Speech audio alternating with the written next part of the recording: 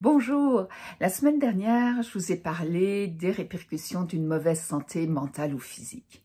Aujourd'hui, je vais vous parler des super répercussions, des bonnes répercussions à cultiver le bonheur et en particulier au travail.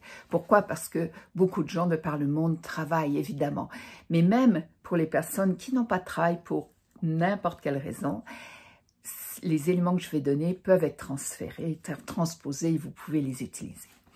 Donc, pour pouvoir agir sur votre santé mentale, ou plutôt globale, un des premiers éléments est de donner un sens à votre travail.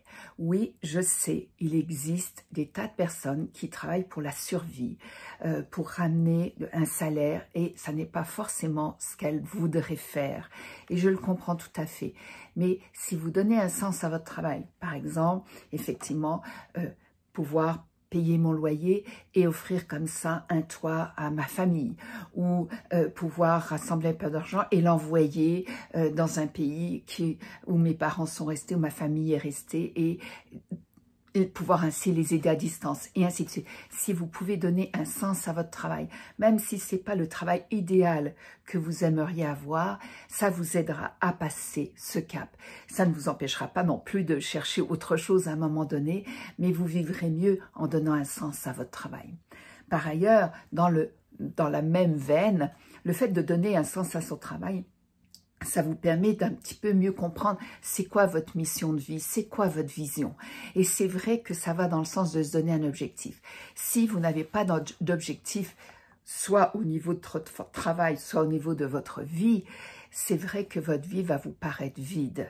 Parce que vous ne serez pas accompli, vous ne serez pas complété, si je puis dire. On a tous en nous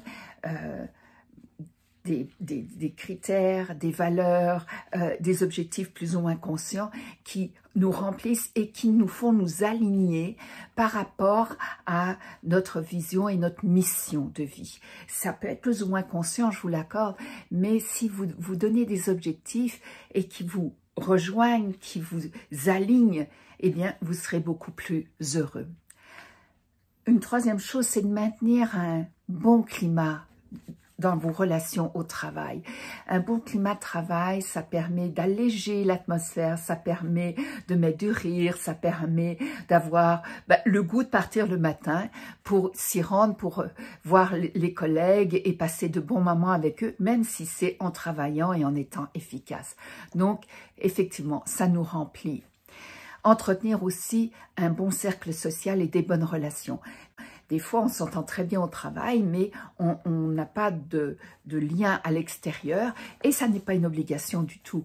Mais dans ce cas-là, donnez-vous avec votre entourage des belles relations parce que c'est important.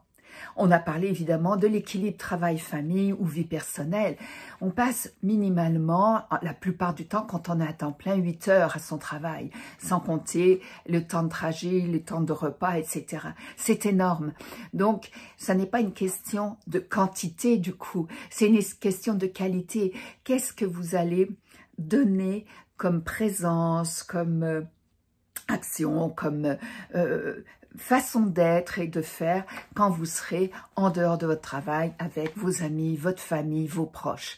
C'est votre présence mentale et physique qui va faire la différence. Prendre soin de vous. Il n'y a pas maintenant des journées mondiales de la santé pour rien. On se rend compte que oui, il faut prendre soin de soi physiquement, dans son alimentation, dans son sommeil, dans ses activités physiques, mais aussi mentalement.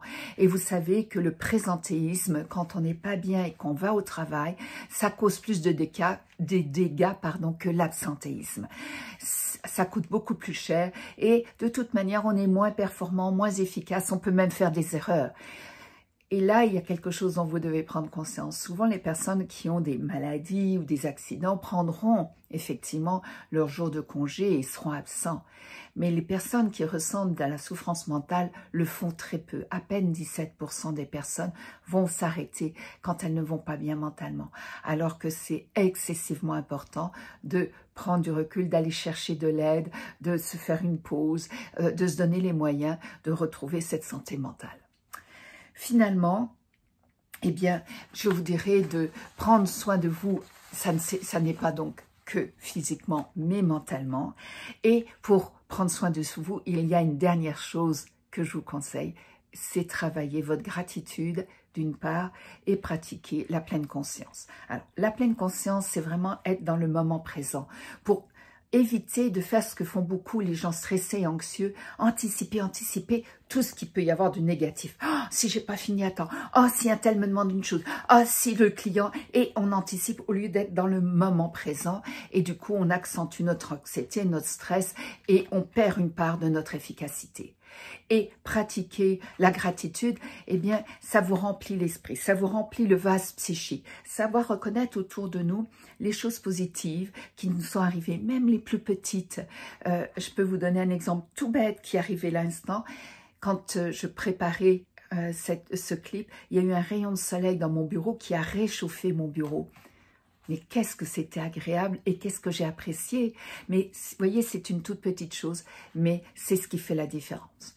Alors, je vous invite à pratiquer tous ces éléments pour créer en vous du bonheur.